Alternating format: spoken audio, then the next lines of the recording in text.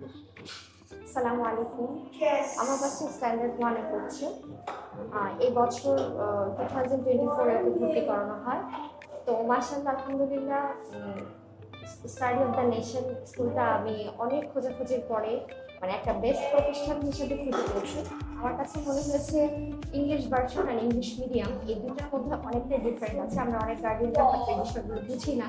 তো মিডিয়ামে চিন্তা করে যদি আগাই আমি মনে করি সন স্কুলটা বেস্ট বনশ্রীর মধ্যে।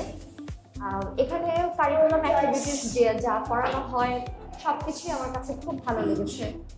যেমন ওদের ফিজিক্যাল অ্যাক্টিভিটিসের মধ্যে কারাটেও একটা কারিকুলাম অ্যাক্টিভিটিসের মানে ফিজিক্যাল অ্যাক্টিভিটিসের মধ্যে পড়ে, যেটা আমরা অনেক গার্ডিয়ানরাই বাহিরে হয়তো বাচ্চাদেরকে ট্রাই করি পড়ানোর জন্য, কিন্তু যেটা আমি প্রতিষ্ঠান থেকেই পেয়ে যাচ্ছি সেটার জন্য আমাকে এক্সট্রা ভাবে কোনো টাইম দিতে হচ্ছে না বাহিরে।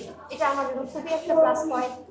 তারপর ওদের কারিকুলাম অ্যাক্টিভিটিসের মধ্যে যেমন সেদিন একটা ছিল ট্রি প্ল্যান্টেশন, যেটা আমাদের বর্তমান বাচ্চারা মানে খুবই বলতে গেলে এই বিষয়গুলোতে খুবই অজ্ঞ।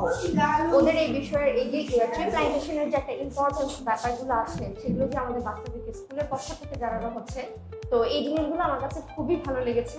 ওদের পড়াশোনার ব্যাপারটা যদি আমি বলি খুবই ভালো, টিচার্সরা খুবই কোঅপারেটিভ বা গার্ডিয়ানদের সাথে যখন যেই প্রবলেম নিয়ে আমরা ফেস করছি যত রাতই হোক না কেন বা যখনই হোক না কেন, সেটা ফ্রাইডে স্যাটারডে যে কোনো হলিডেজ হোক না কেন, আমরা যদি টিচারকে নক করি কোনো প্রবলেম ফেস করে অবশ্যই ওনারা সাথে সাথে রিপ্লাই দেয়। তো এই বিষয়টা আমার কাছে খুবই ভালো লেগেছে।